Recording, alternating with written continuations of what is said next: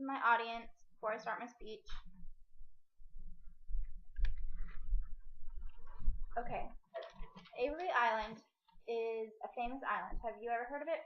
It's located in Louisiana over the top of solid salt deposits, and the salt deposit is thought to be deeper than the height of Mount Everest.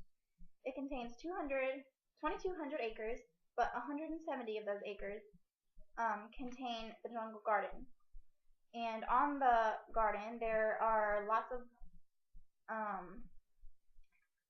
wildlife and foliage. And also, there is a century-old Buddha statue.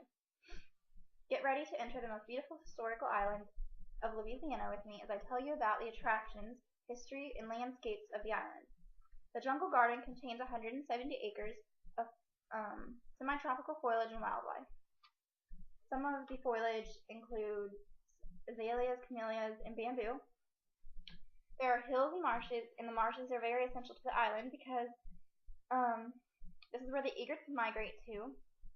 So every spring, egrets will migrate to the marshes on Avery Island because this is where Mr. Ned saved the egrets in a bird colony back in the 1890s, and he saved the egrets and breeded them so that they wouldn't go extinct.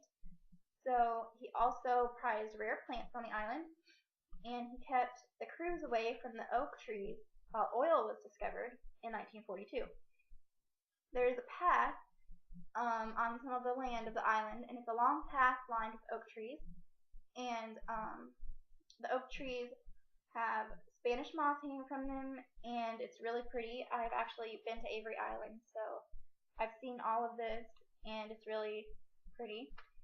And the path leads to a shrine, and inside the shrine sits the ancient Buddha statue, and now today all visitors can see it.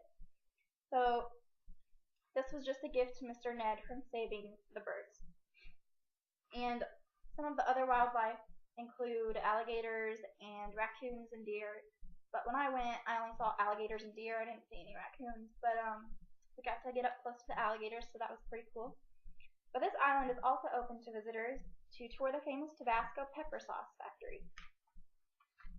This factory lets visitors learn recipes, try samples, and get tastings of many things that are in the factory.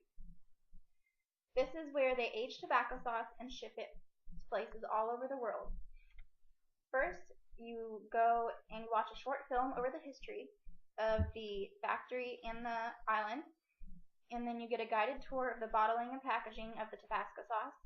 And then after the tour, you get to go into the Tabasco Country Store, which is where they sell products and souvenirs. And then a little bit about the history of the island. The Avery and McKinney families owned parts of the land on the island, and one day Mr. McKinney, who was a banker, he talked with a Mexican traveler, and this traveler gave him some pepper pods and told him to season his meals with the pepper pods. So he enjoyed the flavor that his meals had while he flavored them with the peppers, and so he planted some in his in-laws' garden on the island, and this is how they started growing on the island, the peppers. So one day he thought to make a sauce out of the peppers to pour over all of his food, and he crushed the peppers and added French white wine vinegar with the island's salty flavored peppers, and he crushed it and mixed it into a liquid until he had a consistency that he liked, and then he corked and sealed all the bottles with green wax, and then he shipped them out, and he was able to sell them. He marketed the McKinney tobacco sauce in 1868. So by the end of the 1870s, he was making quite a profit, and the Tabasco sauce was being exported to Europe. But I hope you've learned a little bit about how and where the famous McKinney's tobacco sauce is made.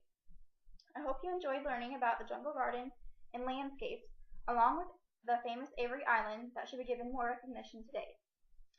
I really enjoyed visiting the island, and it's a really pretty place. So if you ever want to learn more about it, you can go to websites about Avery Island and learn more and see more pictures about the tasty tobacco sauce that we all enjoy.